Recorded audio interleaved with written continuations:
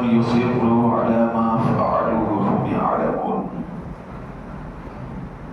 أولئك جزاؤهم مغفرة من ربهم وجنات تجري من تحتها الأنهار خالدين فيها ونعم أجر العاملين صدق الله مولانا العظيم.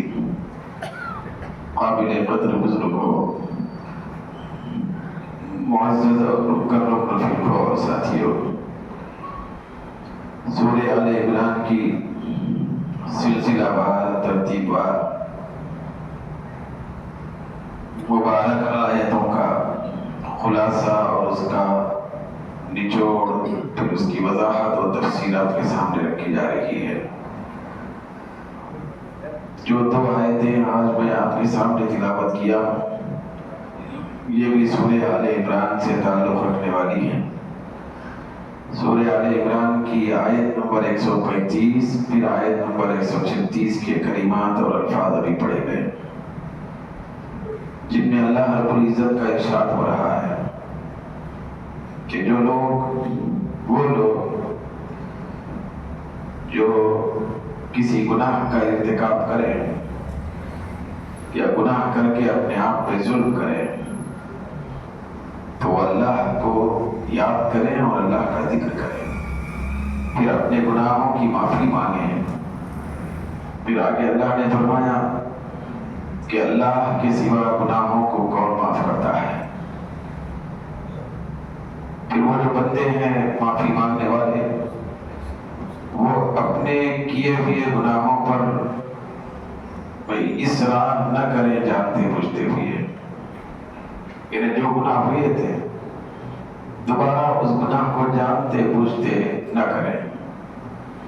تو ایسے خوش نصیب جو بندے ہوتے ہیں، پروردگار عالم نے ان کے لیے وعدہ فرمایا ہے کہ یہی وہ لوگ ہیں جن کا بدلہ ان کے اپنے رب کی طرف سے مغفرت کی شکل میں ملتا ہے۔ پھر ان کو ایسی جنتیں عطا ہوتی ہیں جن کے نیچے سے نہریں بہتی ہیں اور وہ ان جنتوں میں ہمیشہ رہیں گے۔ پھر اللہ رب العزت نے خود مغفرت و بخشش کے انداز کو بتاتے ہوئے فرمایا کہ عمل کرنے والوں کا اجر و ثواب کتنا بہترین ہوتا ہے۔ یہ جو الفاظ ہیں یہ سورہ آل عمران کے آیت نمبر 135 اور 36 سے تعلق رکھتے ہیں، تو ان الفاظ کے اندر اللہ رب العزت نے ہم سب کے لیے خوشخبری بیان فرمائی ہے۔ ہمارے اعمال کو سدھار کر زندگی گزارنے کے لیے پروردگار عالم نے ترغیب بیان فرمایا کہ دیکھو اے بندو، یعنی اگر تم گناہ کر کے، نافرمانی کر کے، معصیت کر کے، خطا کر کے پریشان ہو تو پریشان ہونے کی ضرورت نہیں ہے۔ کیوں؟ اس لیے کہ میں خود جس کا تم نے گناہ کیا ہے یہ تم سے فرما رہا ہوں کہ گناہ ہو جانے کے بعد، گناہ کر کے اپنے آپ کو ظالم ٹھہرانے کے بعد تم میرا ذکر کرو۔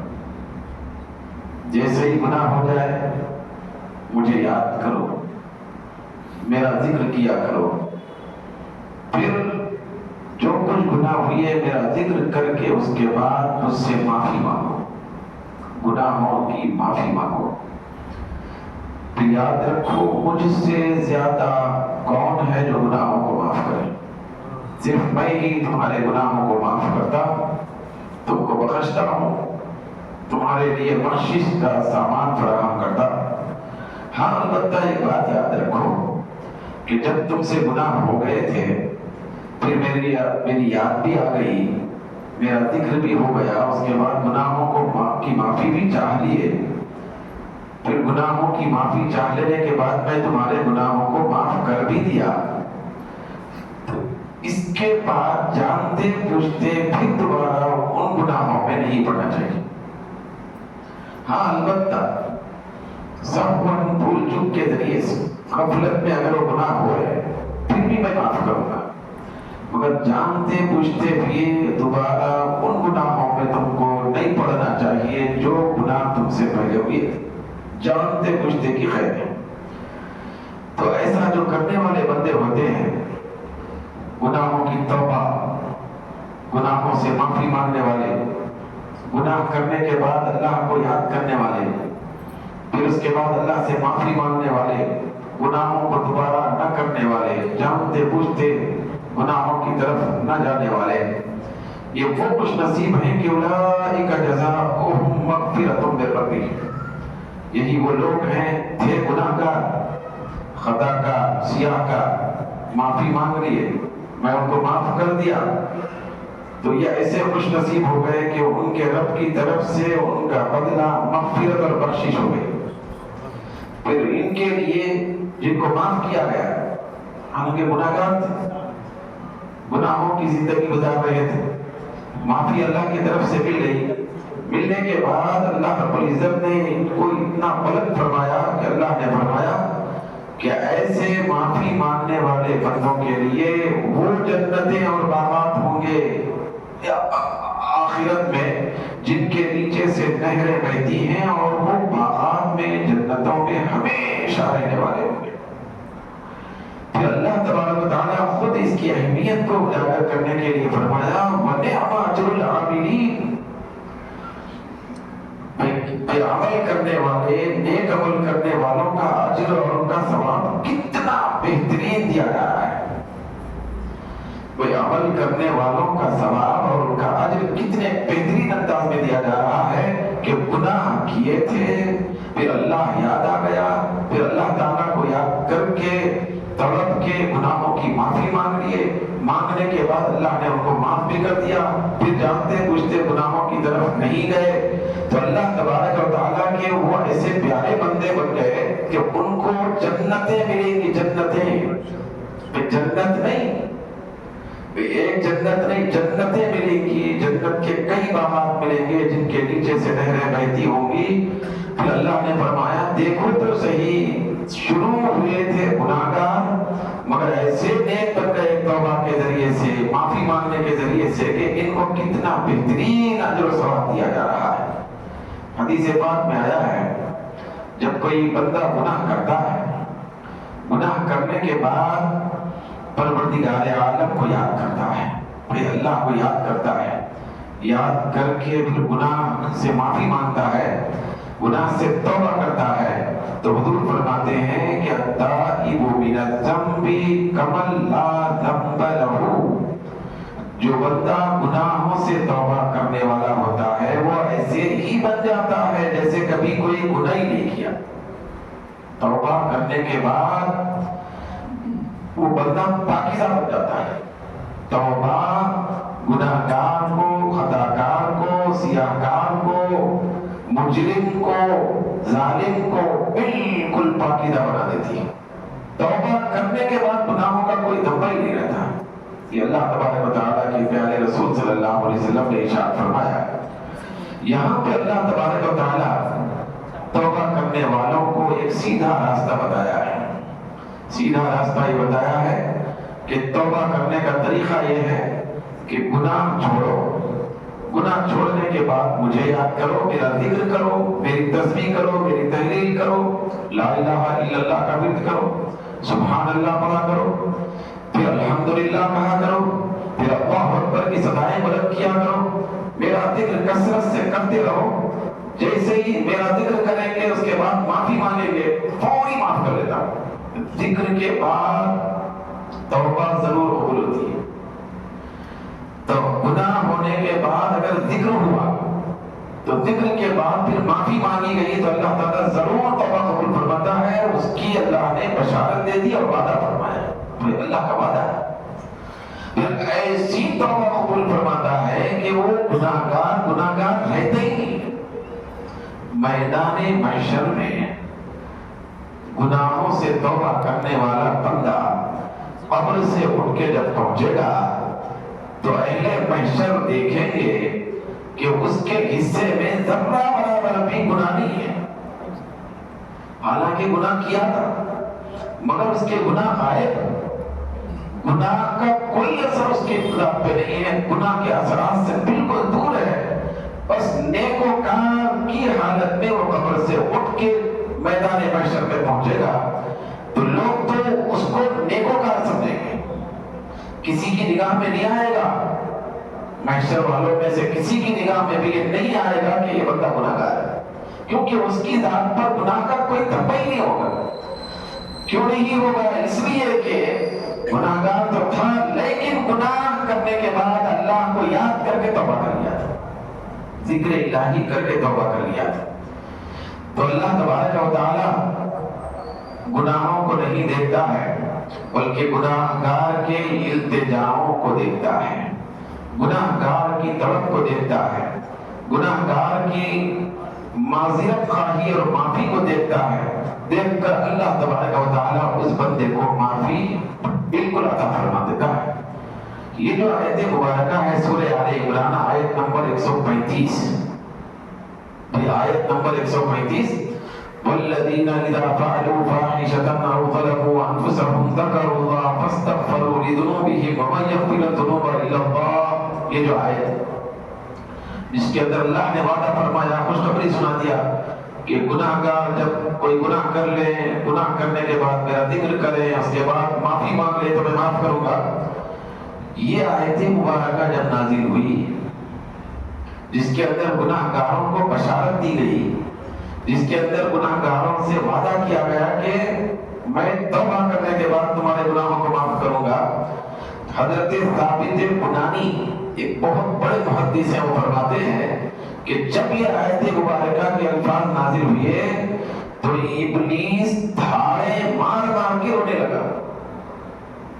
یہ آیت، یہ کلمات، یہ الفاظ جب اللہ نے نازل کیے جس کے اندر گناہ گاروں کو معاف کرنے کا ذکر ہے، خطا کاروں کو درگزر کرنے کا ذکر ہے، تو ابلیس دھاڑے مار کے رونے لگا، تو اتنا رویا کہ مایوس ہو گیا، اتنا مایوس ہو گیا کہ وہ چیخنے چلانے لگا کہ اب میں کیا کروں، جس مشن کے ساتھ، جس ارادے کے ساتھ میں اللہ کی بارگاہ سے مردود ہو کے نکلا تھا کہ تیرے پورے بندوں کو بھٹکا کے رہوں گا، مگر اللہ تبارک و تعالیٰ نے تو بندوں کے لیے اتنی بڑی بشارت، اتنا بڑی سہولت عطا فرما دیا ہے، اس نے وعدہ کر لیا ہے میں کیا کروں کہ جب بھی گناہ کرو مجھے یاد کرو، میرا ذکر کرو، معافی مانگو، معاف کرتے رہو۔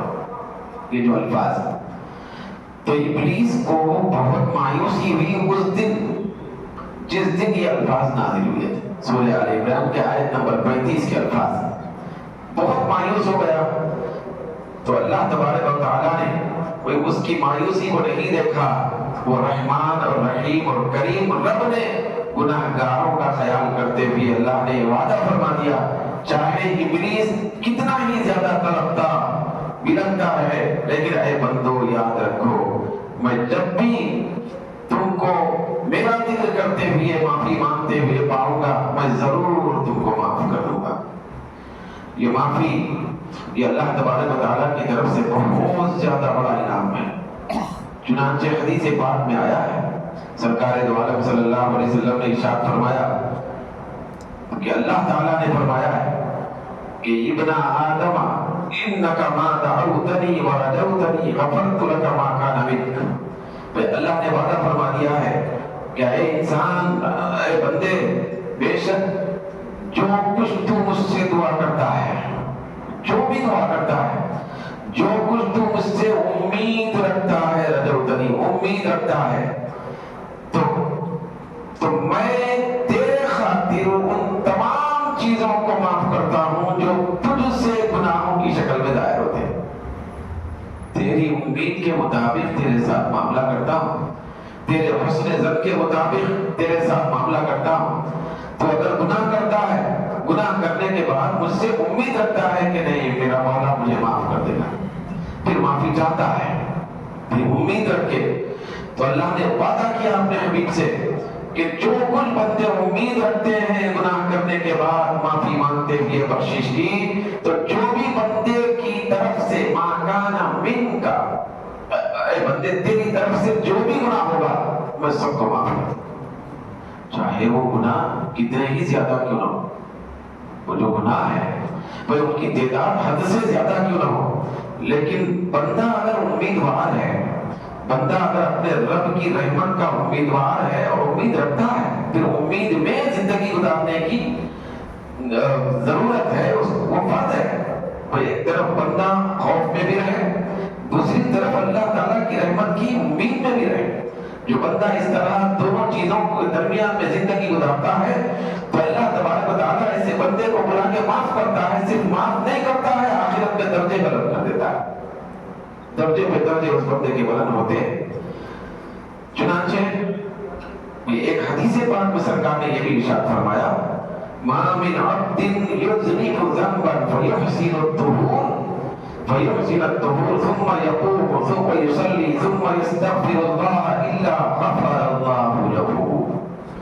حضور فرماتے ہیں کہ کوئی بھی بندہ جو کوئی گناہ کرتا ہے پھر اس کے بعد اچھے طریقے سے وضو کرتا ہے، گناہ کرنے کے بعد اچھا وضو کرتا ہے، پورے آداب کا لحاظ کر کے، پورے فرائض کا لحاظ کر کے بہترین انداز میں وضو کرتا ہے، کر کے کھڑا ہوتا ہے مصلی پر، پھر اس کے بعد نماز ادا کرتا ہے، نماز پڑھ کے پھر اللہ سے معافی مانگتا ہے، تو اللہ تبارک و تعالیٰ ایسے بندے کو اسی وقت واپس ہونے سے پہلے پورے گناہوں کو معاف کر کے بھیجتا ہے، مگر اس کو کچھ کرنا ہے۔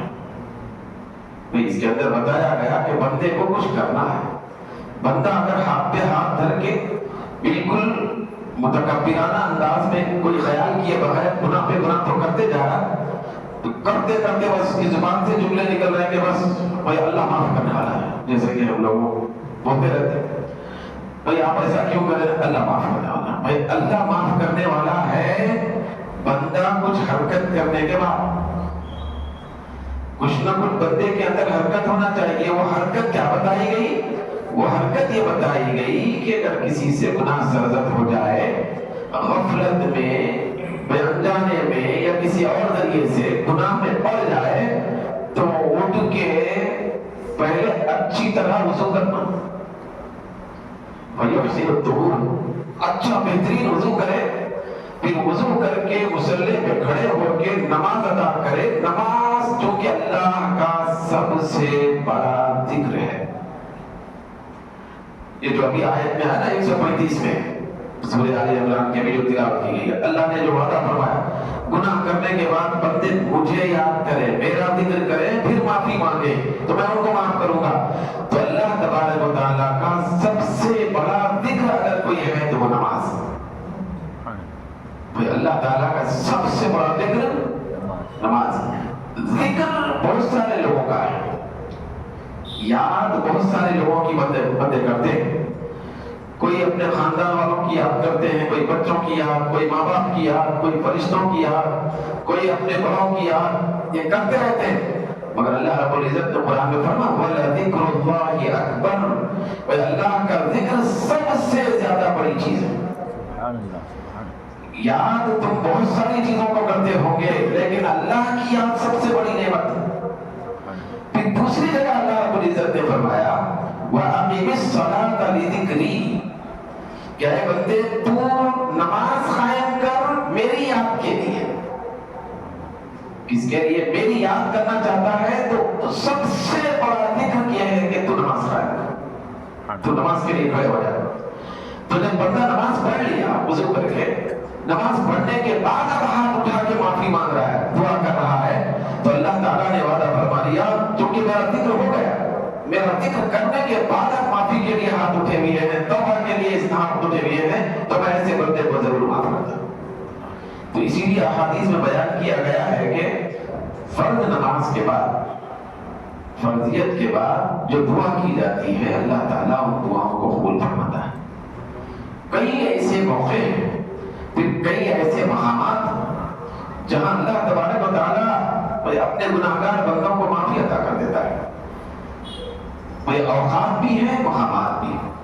اور اوقات میں حدیث پاک میں آیا کہ رجب کا جب چاند دکھتا ہے، رجب کا جب مہینہ شروع ہو جاتا ہے، تو رجب کے مہینے کی پہلی تاریخ کی پہلی رات جو ہوتی ہے، تو اس رات میں جو دعا میں آ گیا ہے کہ شب برات میں شعبان کی 15ویں رات میں بندہ جو بھی دعا کرتا ہے وہ ضرور قبول کرتا ہے۔ پھر عیدین کی شب میں، شب عیدین، رمضان کی عید اور قربانی کی عید سے پہلے والی جو رات ہے، تو اس رات میں بندہ جو بھی دعا کرتا ہے اللہ تعالیٰ اس کو ضرور قبول فرماتا ہے۔ پھر اس سے ہٹ کے پورا رمضان جو آنے والا رمضان، تو رمضان کے پورے مہینے میں کسی بھی دن میں، رات میں، روزے میں یا افطار کے بعد، سحری میں، کبھی بھی پورے رمضان میں جس وقت بھی دعا کرتا ہے بندہ اللہ تعالیٰ اس کو ضرور قبول فرماتا ہے۔ تو اللہ تعالیٰ کی طرف سے معافی اس بندے کو مل جاتی ہے۔ تو لہذا معافی اگر ہے، معافی مانگنا ہے تو اوقات بھی مقرر ہیں اور مقامات بھی مقرر ہیں۔ مقامات میں بہت سارے مقامات، میدان عرفات میں جو دعا کی جاتی ہے ضرور قبول، کعبۃ اللہ شریف کے سامنے جو دعا کی جاتی ہے وہ بھی ضرور قبول ہو جاتی ہے۔ سرکار کے معاہدے شریف میں جو دعا قبول کی جاتی ہے، سورہ نساء میں آیا کہ وہ دعا ضرور قبول ہو جاتی ہے۔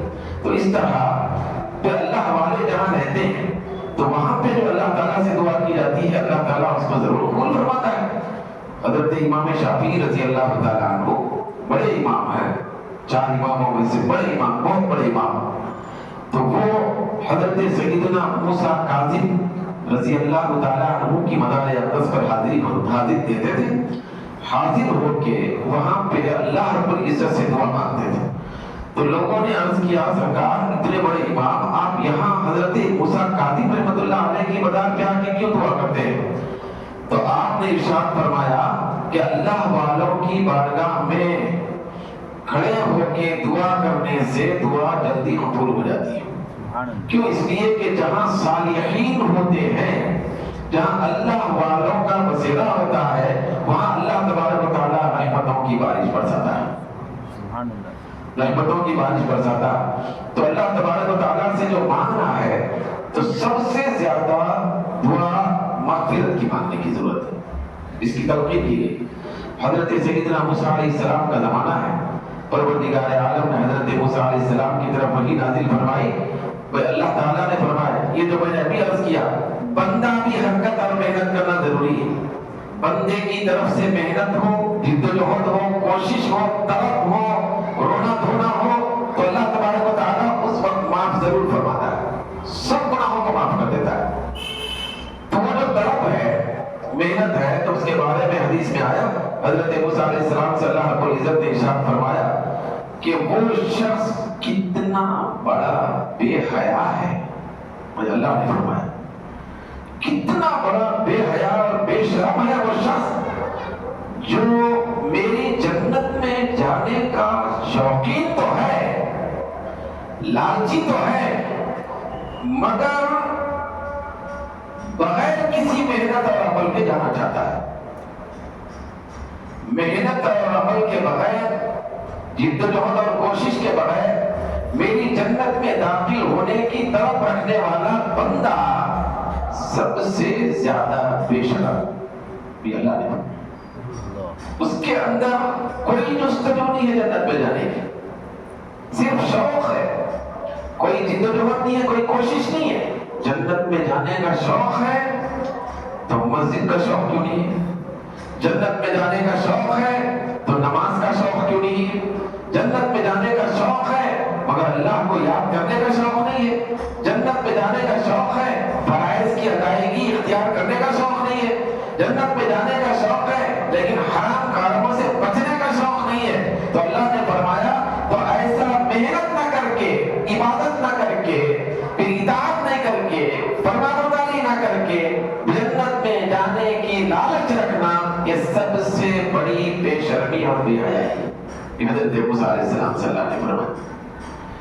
تو اللہ تبارک و تعالیٰ بھی یہ چاہتا ہے، اس کی مرضی ہے، اس کی مشیت ہے کہ بندے ادھر سے کچھ کریں تو ادھر سے اللہ تعالیٰ مکمل طور پر پورے گناہوں کو معاف کر دیتا ہے۔ یہ الگ بات ہے کہ اللہ تعالیٰ کی رحمت اتنی عام ہے کہ کبھی کبھی بلا سبب بھی سب کو معاف کر دیتا ہے، مگر بندے کی طرف سے کوئی دعوے داری نہیں کی جا سکتی۔ بندہ یہ گمان میں نہیں کر سکتا کہ اللہ تعالیٰ مجھے معاف کر دیا، ان کو معاف کر دیا، دوستوں کو معاف کر دیا، یہ لالچ نہیں رکھ سکتا بندہ. بندے کی ذمہ داری یہ ہے کہ کوشش کرے، فرما برداری کرے، پھر اللہ اس کے رسول کی اطاعت میں زندگی گزارے، اس کے بعد طلب کے ساتھ اللہ کی بارگاہ میں دعا کرے، تب وہی جا کے اللہ تبارک و تعالیٰ اس کو معافی عطا فرماتا. مگر اس کی قدرت یہ ہے، رحمت یہ ہے کہ وہ کسی کو بھی معاف کر دے سکتا ہے. اس کی قدرت اور رحمت یہ ہے کہ بعض وقت چھوٹے سے بہانے کے ذریعے سے بھی اللہ تعالیٰ معاف کر دیتا ہے. بندے کے گمان میں بھی نہیں رہتا، مرنے تک بھی، کہ اللہ تعالیٰ مجھ کو اس فلاں چھوٹی چیز کی وجہ سے معاف کرے گا. سرکار دو عالم صلی اللہ علیہ وسلم نے ارشاد فرمایا، جب مجھے معراج کرائی گئی، میں اللہ کی بارگاہ میں حاضر ہونے لگا تو میں نے دیکھا کہ جن بندوں کو جنت میں ڈالا گیا ہے، جانے والے ہیں، تو ان بندوں میں سے عجیب بندے ہیں. تو میں نے ایک چیز دیکھی کہ ایک بندے کی مغفرت ہو گئی اور جنتی قرار دیا گیا. پروردگار عالم نے اس کو جنتی بنا دیا، جنت میں بھیج دیا. تو اس کی وجہ یہ تھی کہ وہ مسجد سے ایک مرتبہ چھوٹا سا کچرا صاف کیا تھا. قمامۃ المسجد الفاظ آئے حدیث میں، مسجد سے کاری چھوٹا سا کچرا کا ٹکڑا ایک مرتبہ بے دھیانی میں ہی صحیح، بس جاتے اس کو اٹھا کے باہر پھینک دیا کہ اللہ کے گھر میں یہ کچرا پڑا ہوا ہے، ایک کاڑی پڑی ہوئی ہے. بس اتنا سا بہانہ تھا، اتنے بہانے میں اللہ تبارک و تعالیٰ اس کے پورے گناہوں پہ پردہ ڈال کے اس کو جنت عطا کر دیا ہے، صرف کچرے کا ایک ٹکڑا اٹھا کے باہر کر دینے کی وجہ سے. میں نے ایسے ثواب دیکھے وہاں معراج کی رات. پھر میں نے معراج کی رات یہ بھی دیکھا کہ چھوٹی نیکیوں پر، چھوٹے کاموں پر اللہ تعالیٰ بڑی مغفرت دے رہا ہے. وہیں پر وہ قدرت والا ہے، مالک ہے. کبھی کسی پر گرفت بھی بڑی زبردست کرتا ہے. قرآن مجید میں جہاں یہ آیا کہ میں چھوٹے نیکیوں کو قبول کر کے معافی دے دیتا ہوں، وہیں پہ یہ بھی آیا کہ ان بطش ربک لشدید، بے شک تمہارے رب کی پکڑ بڑی سخت ہے. جب وہ حساب لینے پہ آتا ہے اور سختی کرتا ہے تو کوئی حائل نہیں ہو سکتا، کوئی اس کی پکڑ کو چھڑا نہیں سکتا، اس کی پکڑ سے. تو اللہ تعالیٰ گرفت بھی لینے والا ہے، سزا دینے والا بھی ہے، رحم فرمانے والا بھی ہے. لیکن اللہ تبارک و تعالیٰ کی رحمت اس کی پکڑ سے زیادہ کشادہ ہے، رحمت. تو حضرت موسیٰ علیہ السلام سے اللہ رب العزت نے جب یہ فرمایا تو حضرت موسیٰ علیہ السلام سے بھی اللہ نے یہ بھی فرمایا کیف اجود برحمتی علی من یدخل بطاعتی. سب سے زیادہ بے شرم بندہ وہ ہے جو کرتا کچھ نہیں، جنت میں جانے کا شوق رکھتا ہے. اس کے بعد اللہ نے فرمایا کہ اے موسیٰ، میں کیسے میری رحمت کو اس بندے پر عام کروں جو بندہ میری اطاعت اور فرما برداری میں بخالت اور کنجوسی کرتا ہے، میری فرما برداری کے لیے تیار نہیں ہوتا، میری بات ماننے کے لیے تیار نہیں ہوتا، میرے رزق کو کھاتا ہے اور میرے دشمن شیطان کی پیروی کرتا ہے، پھر امید بڑی رکھتا ہے، تو میں اس کو معاف کیسے کروں. پھر اس کے بعد حضرت شہر بن حوشہ ایک بہت بڑے جلیل القدر بزرگ ہیں، وہ فرماتے ہیں طلب الجنت بلا عمل ذنب من الذنوب. وہ فرماتے ہیں بغیر عمل کے، بغیر نیکی کے، بغیر کوشش کے جنت کی خواہش اور اس کی طلب رکھنا یہ بھی ایک گناہ ہے. جنت کا شوق بغیر عمل کے رکھنا، کوشش تو کچھ بھی نہیں کرنا، لیکن صرف شوق رکھنا یہ گناہ ہے، گناہ. ایسا شوق گناہ بن جاتا ہے.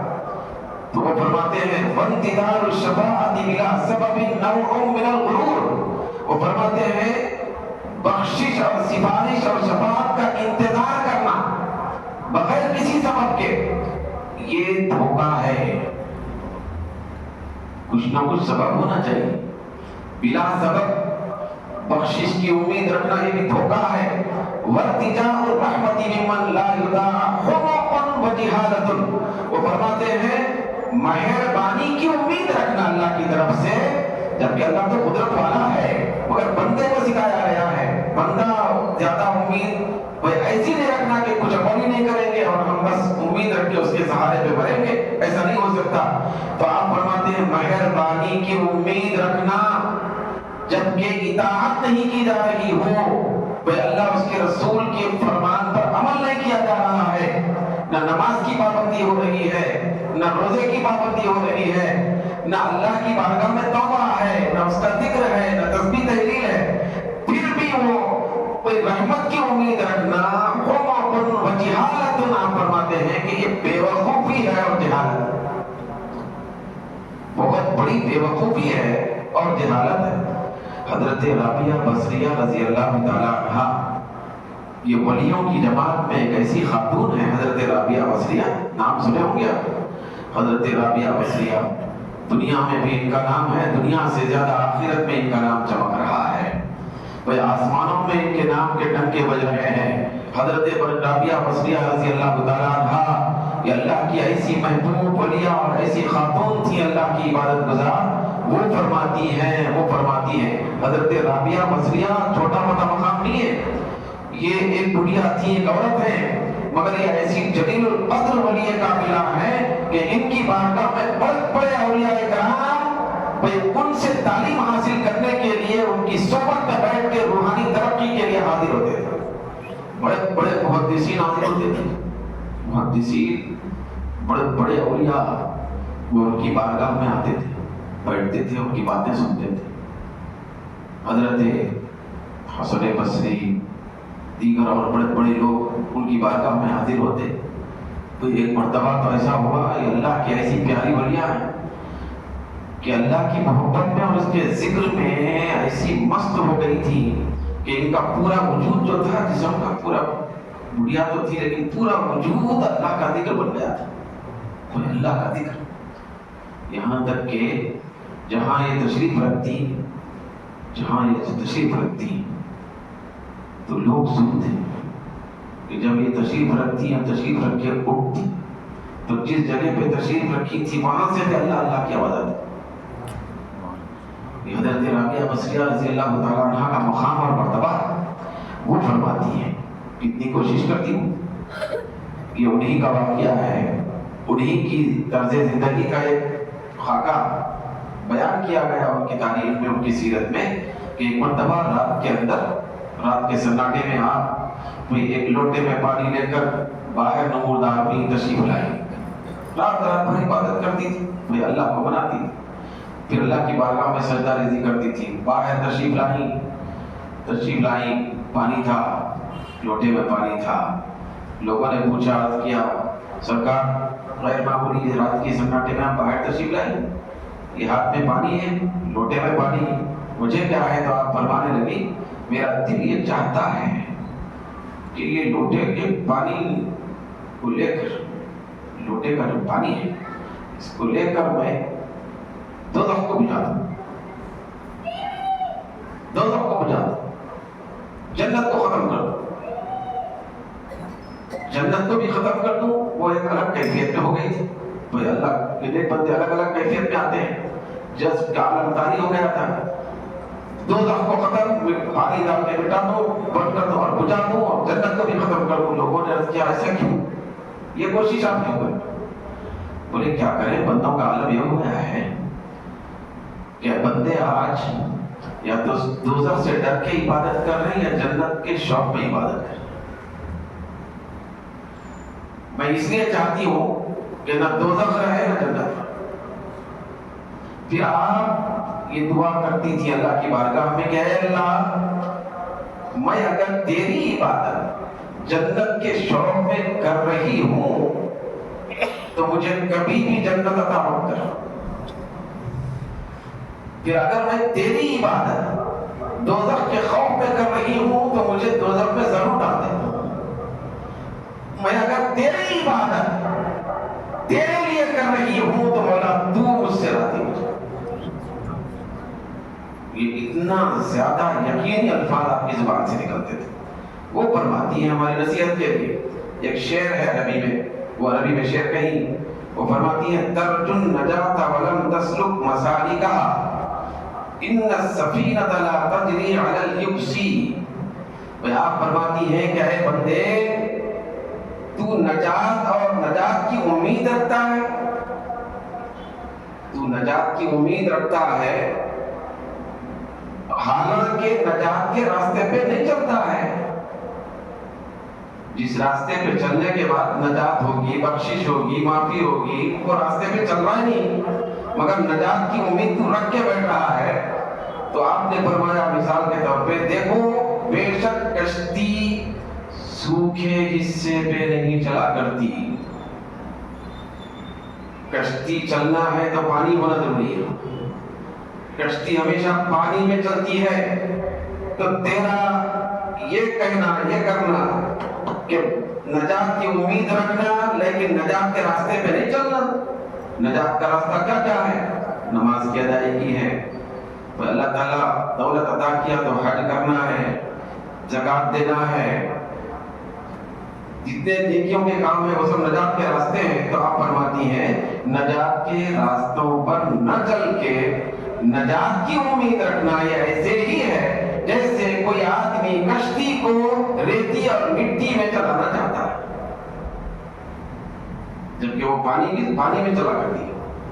تو آپ نے بطور تمثیل ہمارے سامنے یہ بات اور ارشاد فرما کر ہم کو آپ نے سمجھایا کہ دیکھو بغیر محنت کے کچھ امید رکھنا یہ بہت بیکار کی بات ہے، بے وقوفی یہ بتایا گیا. تو اسی لیے صحابہ کرام، بڑے بڑے اولیاء کرام نجات کی امید رکھ کے سوتے رہتے. ہمارے طرف نجات کی امید رکھ کے بھی وہ روتے تھے، سوتے رہتے، وہ روتے تھے. کئی مرتبہ حضرت سیدنا امام اعظم ابو حنیفہ رحمۃ اللہ علیہ جب روتے تھے رات میں اللہ تعالیٰ کو یاد کر کے، توبہ استغفار کر کے، تو آپ کی پوری داڑھی مبارک بھیگ جاتی، داڑھی بھیگ جاتی، پھر آپ کے کپڑے بھیگ جاتے تھے. تو اس طرح اللہ والوں کی شان اور ان کی پہچان یہ تھی کہ وہ نجات کے ایسے امیدوار رہتے تھے کہ جس کے اندر ہمیشہ رونا دھونا ہوتا تھا. تو جو لوگ اللہ تعالیٰ کی بارگاہ میں معافی مانگتے ہوئے روتے ہیں تو اللہ تبارک و تعالیٰ ان کے اوپر اتنا کرم کرتا ہے کہ ان کے مرتبے دنیا میں بھی بلند کرتا ہے، آخرت میں بھی بلند کرتا ہے. جو حدیثوں میں آیا ہوا ہے کہ اللہ تعالیٰ کے ایسے رونے دھونے والے بندے، اللہ کے قرب میں رہنے والے بندے ایسے کمال کے ہوں گے قیامت کے دن کہ ایک بندہ اپنے ساتھ 70 گناہگار بندوں کو 70,000 لوگوں کو جنت میں لے جائے. پروردگار عالم ان کے مرتبوں کو بہت بلند فرماتا ہے. حدیث پاک میں آتا ہے، حضور پاک صلی اللہ علیہ وسلم نے ارشاد فرمایا کہ دیکھو اے لوگو، میں روزانہ 70 سے زیادہ مرتبہ اللہ کی بارگاہ میں توبہ کرتا ہوں. حضور فرماتے ہیں ہم کو سبب دینے کے لیے جد و جہد کرنا ضروری ہے. حضور کی جد و جہد حالانکہ سرکار کے لیے اعلان ہو گیا ہے، سرکار تو معصوم نہیں بلکہ امام المعصومین ہے. حضور سے کوئی ذرے برابر بھی چھوٹی سی لفظ ہونا بھی، خطا ہونا یہ ناممکن ہے. لیکن سرکار دو عالم صلی اللہ علیہ وسلم پروردگار عالم کی بارگاہ میں کھڑے ہوتے، پھر اتنا روتے، نماز اتنی کثرت سے آپ نے پڑھتے کہ آپ کے مبارک نازک قدموں میں وہم آ جاتا تھا، قدم پھول جاتے تھے، پیر سوج جاتے تھے. سرکار دو عالم صلی اللہ علیہ وسلم نے ارشاد فرمایا کہ اگر تم پروردگار عالم کی بارگاہ سے سرخروئی حاصل کرنا چاہتے ہو تو یاد رکھو کہ اللہ تعالی ہر رات وہ اپنا دست رحمت، وہ اپنی شان کے لائق یہ آسمان دنیا کے پاس تشریف لا کر اللہ رب العزت ہر رات کے آخر میں وہ اپنا دست رحمت پھیلاتا ہے، پھیلا کے گناہگاروں کو آواز دیتا ہے کہ اے گناہگاروں آؤ، میں رحمت کا ہاتھ بڑھا دیا ہوں. جو بھی اس وقت توبہ کریں گے، روئیں گے، معافی مانگیں گے، میں ان کو پورے دن بھر کے گناہوں کو معاف کر کے جنتی بنانے کے لیے تیار ہوں. ہر رات اللہ تبارک و تعالیٰ دست رحمت و قدرت کو پھیلا کر گناہگاروں کو آواز دے کے بلا کے معاف فرماتا ہے. یہ سلسلہ حضور نے فرمایا کہ اللہ تعالیٰ ہر رات جو گناہگاروں کو بلاتا ہے معاف کرنے کے لیے، یہ سلسلہ اس دن تک جاری رہے گا جس دن سورج مغرب سے واپس پلٹ کے نکلے. مغرب سے قیامت کے قریب تک اللہ تعالیٰ یہ سلسلہ جاری رکھتا ہے. جب کوئی گناہگار پکارتا ہے اللہ تعالیٰ کو کہ اے پروردگار میں تجھ سے معافی مانگتا ہوں میرے اللہ، یا ارحم الراحمین، مطلب اے معاف کرنے والے مجھے معاف کر دے. تو حدیث میں آیا کہ اللہ تبارک و تعالیٰ فرشتوں کے سامنے ارشاد فرماتا ہے کہ اے فرشتوں ذرا دیکھو، میرا کوئی ایسا بندہ بھی لگ رہا ہے، میرا ایسا بندہ بھی معلوم ہو رہا ہے جو اس کو جانتا ہے کہ میں اس کا رب ہوں. تبھی تو کہہ رہا ہے کہ اے میرے مولا تو اس کو معاف کر دے میرے رب. تو ایسا کوئی بندہ ہے جو مجھے پکار رہا ہے اور وہ جانتا ہے کہ میں اس کا رب ہوں؟ فرشتے عرض کرتے ہیں مولا تو بہتر جانتا ہے لیکن پھر بھی ہم سے پوچھ رہا ہے. تو اللہ تبارک و تعالیٰ فرماتا ہے کہ وہ پکارنے والا کون ہے؟ میرا بندہ مجھے رب رب کہہ کے پکار رہا ہے، مجھے جانتا ہے رب. فرشتے عرض کرتے ہیں مولا جانتا ہے تبھی تو پکار رہا ہے. پروردگار عالم فرماتا ہے کہ اس کو خوشخبری سنا دو، میں نے اس کو معاف کر دیا، میں اس کو بخش دیا. ہر انسان خطا کار ہے، حضور فرماتے ہیں ہر انسان خطا کار ہو سکتا ہے، مگر بہترین خطا کار وہ ہے جو بہترین توبہ کرنے والا ہوتا ہے. مومن، سرکار فرماتے ہیں کہ جب مومن بندہ گناہ کرتا ہے، گناہ کرنے کے بعد گناہ کی وجہ سے اس کے دل کے اندر ایک سیاہ کالا دھبا پڑ جاتا ہے، دل کے اوپر کالا دھبا آ جاتا ہے. جب وہ دھبا آ جاتا ہے، داغ آ جاتا ہے، تو اس داغ کو دور کرنے والی کوئی بھی چیز نہیں ہے دنیا کی. کوئی چیز اس دھبے کو، گناہ کے دھبے کو دور نہیں کر سکتی، کالے داغ کو دور نہیں کر سکتی، ہٹا نہیں سکتی سوائے توبہ کی. حضور فرماتے ہیں کہ توبہ جب کرتا ہے بندہ تو وہ داغ مٹ جاتا ہے، پھر اس کے بعد وہ کالا پن دل کے اطراف سے چلے جاتا ہے. مگر بندہ اگر گناہ کرنے کے بعد توبہ نہیں کر رہا ہے تو داغ پہ داغ، داغ پہ داغ، داغ پہ داغ پورا جمع ہو کے پورا دل کالا ہو جاتا ہے، پورا دل سیاہ ہو جاتا ہے. جب سیاہی حد سے زیادہ بڑھ جاتی ہے تو بندہ ظالم ہو جاتا ہے. بندے کے دل کے اندر ایک زنگ پیدا ہو جاتا ہے، جس زنگ کا ذکر اللہ تعالیٰ نے 30ویں پارے میں قرآن مجید میں بیان فرمایا. حضور فرماتے ہیں کہ وہ دعا ہے جو آئی ہوئی ہے کہ دلوں کو بھی زنگ لگ جاتا ہے. کلا بل ران علی قلوبہم ما کانوا یکسبون، جو آیت آئی ہوئی ہے کہ دلوں پہ بھی زنگ ہو جاتا ہے. تو یہ آیت میں جو رانا کا لفظ آیا ہوا ہے، رین، اس کے معنی زنگ ہے. تو یہ جب بندوں کو کرتوتوں کی وجہ سے لگ جاتا ہے تو اس کے بعد بندہ سنبھلنا مشکل ہو جاتا ہے، پھر اس کو راہ ہدایت پہ آنا بہت زیادہ مشکل کام ہو جاتا ہے، مشکل ہو جاتا ہے. تو اللہ تبارک و تعالی سب سے زیادہ بندوں پر مہربان ہے. توبہ کا دروازہ اب بھی کھلا ہوا ہے، قیامت کے قریب تک کھلا ہوا رہے گا. مگر ہم لوگوں کو چاہیے کہ زیادہ سے زیادہ اللہ کی بارگاہ میں توبہ کرنے کے لیے حاضر ہوتے رہیں، روز روز توبہ کا سلسلہ جاری رکھیں تاکہ جو بھی گناہ ہو رہے ہیں وہ گناہ دھلتے جائیں، ختم ہوتے جائیں. مولا تعالیٰ ہم سب کو کلمات قرآنیہ پر عمل کرنے کی توفیق عطا فرمائے. ہمارے